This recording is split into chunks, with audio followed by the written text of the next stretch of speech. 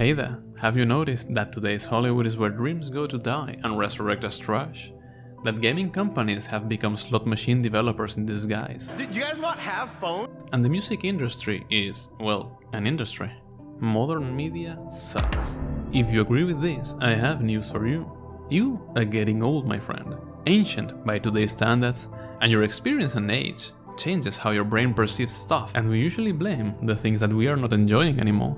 I could argue, convincingly, that modern media is not worse than what came before, but that would be a whole different video. We can agree that mainstream has become, well, one big pile of shit. On the other hand, the independent scene is sexier than ever, especially regarding games. If you're craving for something nostalgic, don't look for what corporations are trying to sell us, which is the media equivalent of digging our grandpa, putting him on the dinner table covered with the logos of whatever causes are trendy on social media today, and calling us intolerant bastards if we consider that disrespectful. Because you refuse to accept the life choices of your fellow man. Well, those days are now over. Here you will work every hour of every day until you submit to being tolerant of everybody. One day they might even realize that this is not about tolerance. This is about them forgetting to make their propaganda entertaining. So meanwhile, I'd recommend you to go for independent nostalgia. Nostalgia baiting? Done well. Let me show you something new that looks and feels straight out from your childhood and is made by people who actually love what they are doing. Signalis, an old-school survival horror game that is a love letter to so many things I lost count during the way. But not a tacky, cheesy, half-baked one, no. A German-style love letter, well thought, brutal and hopeless. Do you like classic PS1 era Resident Evil and Silent Hill? Do you like Ghost in the Shell?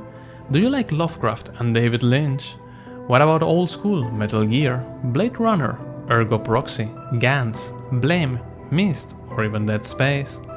And probably the most important, do you like waifus? If most of your answers were yes, you are going to like this one. If most of your answers were no, well, you're lying. Maybe to me. Maybe you don't want to accept that you are a degenerate and are lying to yourself. So stay here too, you can pretend not to like it, we'll pretend to believe you. On this video we are going to talk about the gameplay, the looks and an overview of the setting and story without spoiling it. Although I'd say it's hard to spoil, as the two developer team that make Rose Engine understand that horror needs to be married with the unknown to work well.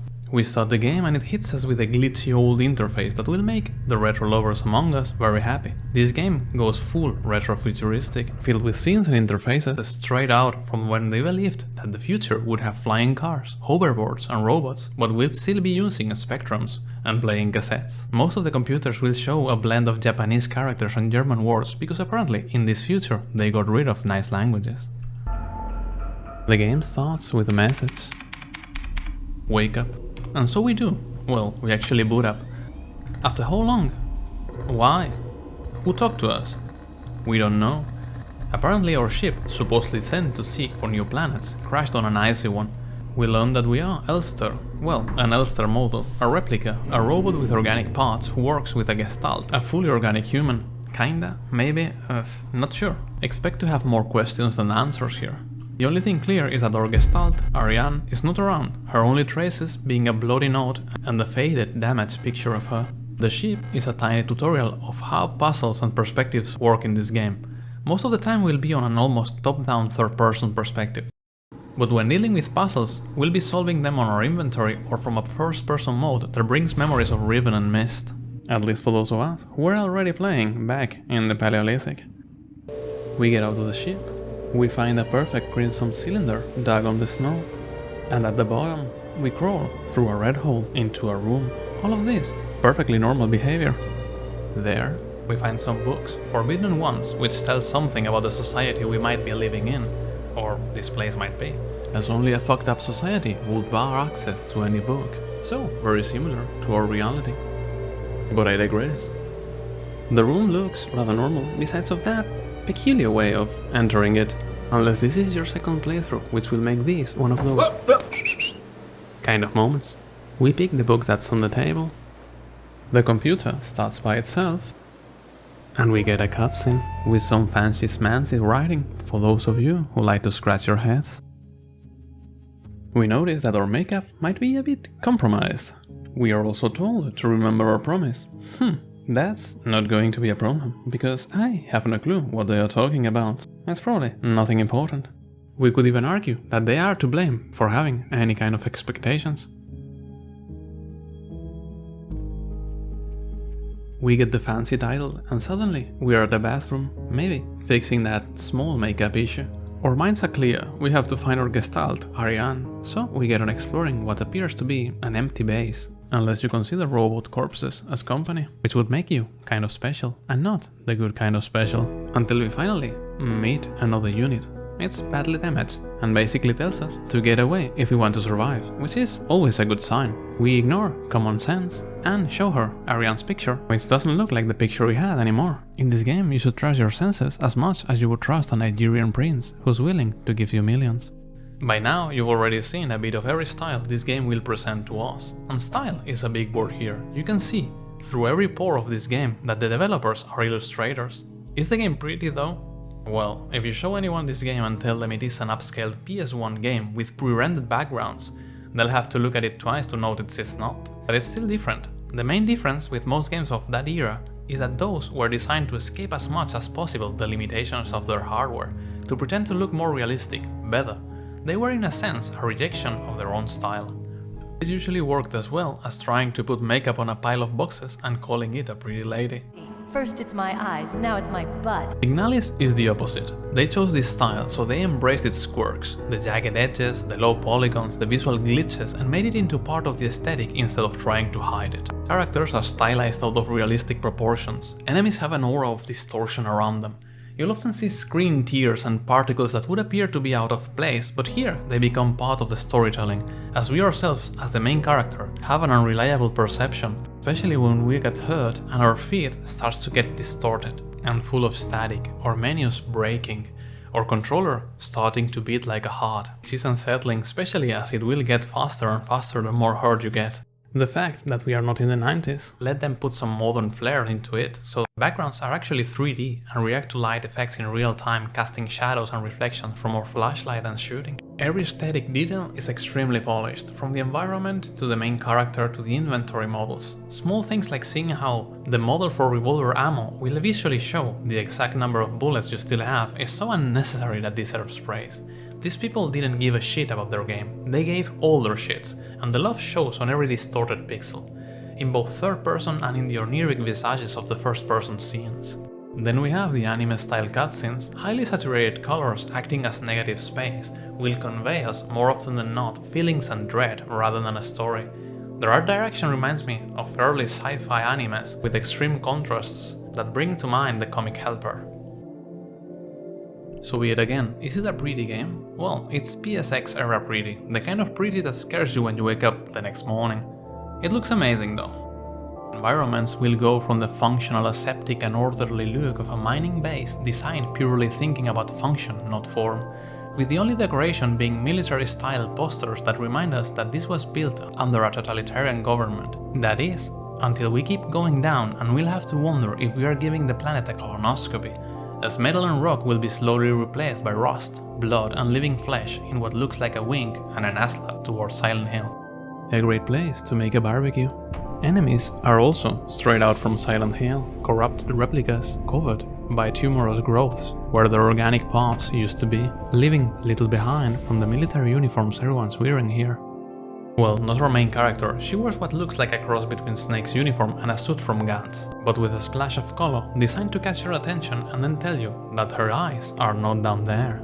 And now that I think about it, there's only one male replica model, and they are designed to be assholes, unless they are controlled by the replica boss lady. I see what you did there, developers, you are people of culture. A large chunk of the context and world building will be done through a visual way, and we can conclude that the future they envisioned has a mass dictatorship of perverts ruling the universe. The rest of the information we get will come from documents and interfaces. About the audio elements, heck, I was so immersed that I barely noticed the music, which blends and fades into the noises of what feels like a living husk of metal, machinery and electronics that slowly turns into a mess of meat and blood. Some of the tracks are more noise than music, especially if the enemies saw you. But hey, I'd say that sometimes not noticing the music is the highest praise you can give it on this sort of setting. And after playing, I listened to the soundtrack, Hey, it sounds good, and you're listening to it right now as the background music of this video. The sound design in general is rather good. The echoing steps, the dragging noises, the creaks and beeps of retro computers.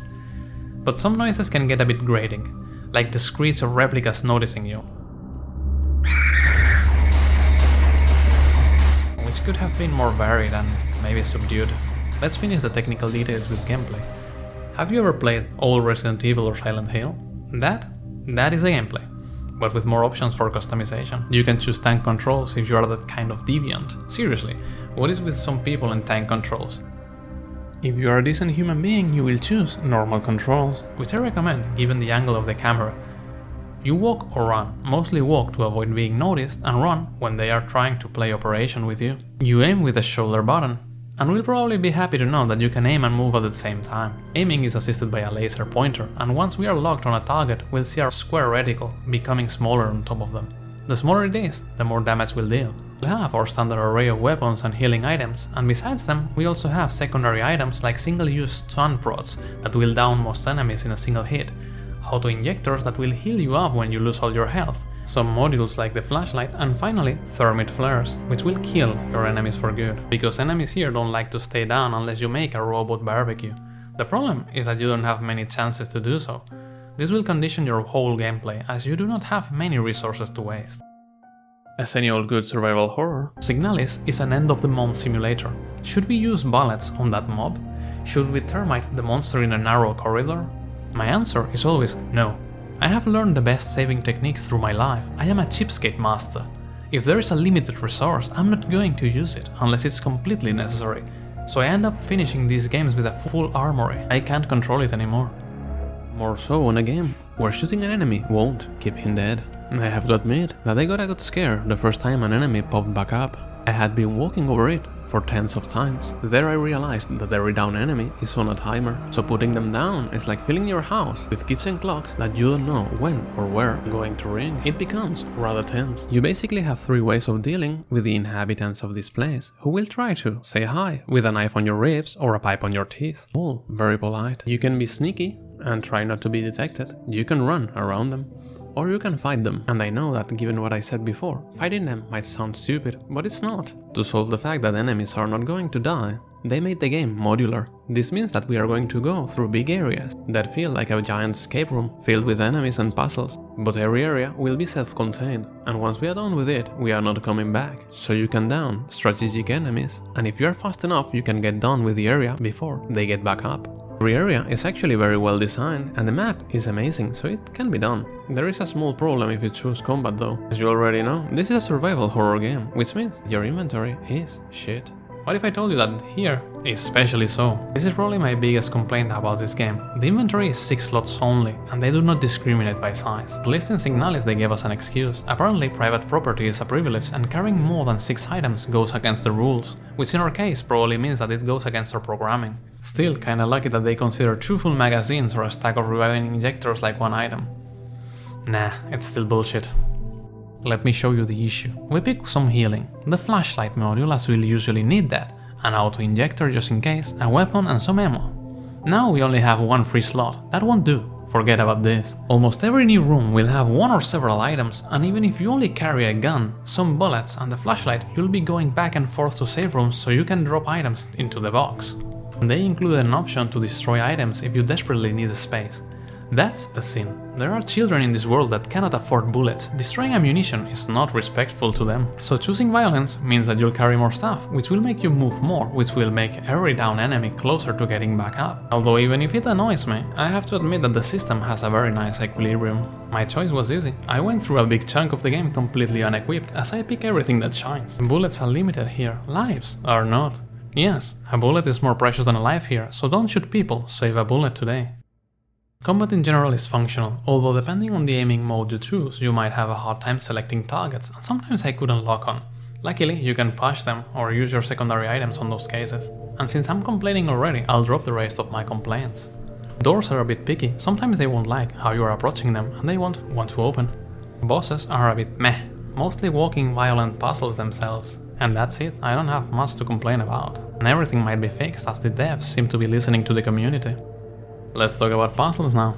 Puzzles are varied, from your standard dealing with water levels or electrical shenanigans to filling Matryoshka dolls to emulate the weight and shape of an item that happens to be on an Indiana Jones style pressure lever. Some of them will make you think a bit, but none is too hard, and I'm glad to say that none feels stupid or that forced. You'll find nothing like Leon needing a knife to remove some duct tape in RE2 Remake. Yeah, what a survivor. I especially enjoyed the puzzles that use your radio module. You can even kill some of the replicas with it. You can shoot them too, but radio is free. I enjoyed the puzzles. I even ended up grabbing pen and paper to write down stuff, which didn't happen since... I don't even remember when. On those lines, the game does great for you.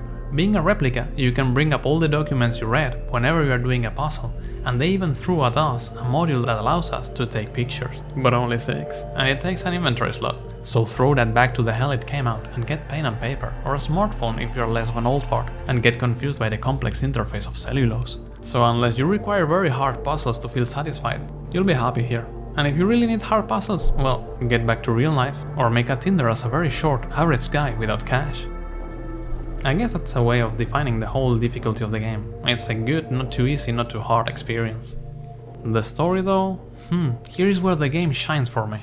Since I'm not going to spoil much of it, let me just show you my thought process regarding to what happened in this base, and what turned every human into human smoothie and most replicas into walking studies of oncology that try to kill you. These are the hypotheses I wrote down as I was playing. They were all affected by a very nasty unknown virus. They were screwed by an eldritch being because they dug too deep for comfort. An artifact made your Gestalt into a god, and this is her dominion now.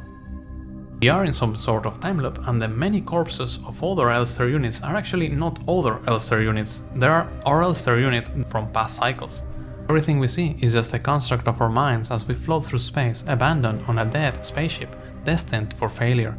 The last of our energy is seeping into our part organic, part machine brain, creating a last struggle in our own heads. A reconceptualization of the grief we felt seeing our Gestalt die due to radiation before batteries finally go poof.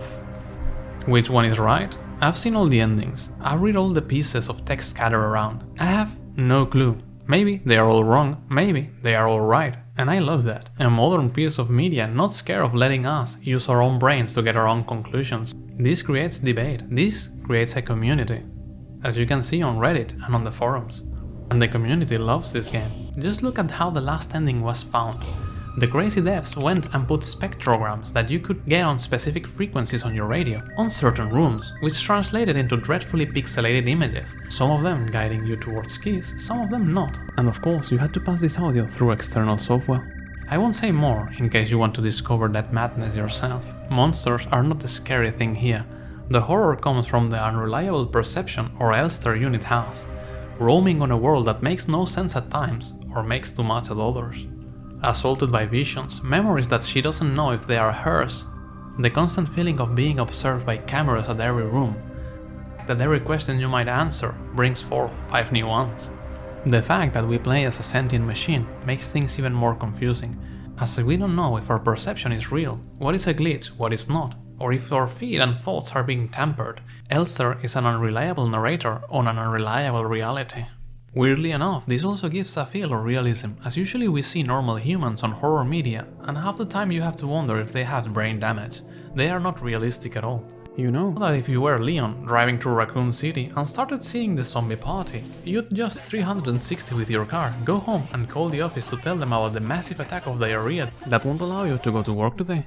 If you were Harry Mason from Silent Hill 1, you'd have a harder time since his kid went missing. That is kind of a big motivation, but hey, after seeing the first flying monster, you'd probably realize that you are quite unequipped to stay on that town. And besides, kids, you can make more of those. But hey, here we are not human, so it makes sense for us to push forward, almost unfazed by our surroundings. We are an Elster unit, a replica model with a copied brain of a war veteran specialized in scouting and survival, so when we are told that the best choice would be to get away, we don't. We have to find Ariane. And we don't know if this is because they developed a deeper relationship, or if not going is even a choice for our unit. Another great thing about Signalis storytelling is that everything you learn is crafted with thought and detail, and a good observer will be catching lore details about lots of things. Replicas are a good example of this. They come in many different forms, each type named after a bird, and we'll get to read their function and quirks, as they not only differ in shape and form. Every different type of unit has a different brain cloned or copied from a gestalt. The memories of the original brain erased, but in kind of a shoddy way, as if they were cutting corners, so Elsters are loners who should be kept apart from war media and mostly left to their own devices. While Yules are helpful, kind, love to sing and have a need to look nice. Others will become violent if they don't have a clear line of command. Certain types will need fetish items like plushies or plants to keep their persona stabilized. As in most social groups, every replica seems a wrong step away from mental meltdown.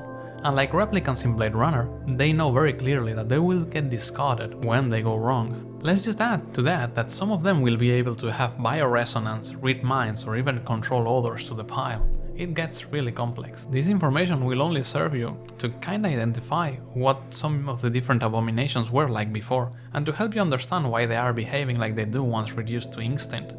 So when you find the highly social mind-reading colibris, and you see them resonating madly, well, you'll know why if you read their file or even talk with any surviving one. Otherwise it's just lore. You can erase all this and the game still works, but the way it's all built up will make you want to know more about this universe and its creatures. Not about what really happened in the story, as the mystery is probably more appealing than any answer they can give us. It should be too big to actually comprehend, and explaining it will make it cheaper. But smaller things, I'd love to see how different units of the same model would change according to their experiences, even having the same original brain. I ended up wanting for more, and that, in my opinion, is exactly how a good piece of media leaves you. Luckily, this game is not a AAA title, otherwise they'd see the overwhelmingly positive reception and would cook cheaper sequels explaining everything in cheesy ways, like they did with almost every successful horror franchise, ruining them on the process. Yeah, enjoy the feeling, let's not demand for more of the same. That's how you end up with Chris Redfield punching a rock to death, and nobody wants more of that, especially that full rock. So, if any of this has called your attention, you'll be happy to know that the game still follows the old law of being under $20, euros or whatever you're paying. This is nostalgia baiting done great, so go get it, you won't regret it. I hope you have a great day, night, or whatever time you're at, and hey, if you're going through a rough spot, I wish it gets better for you. Either way, see you around.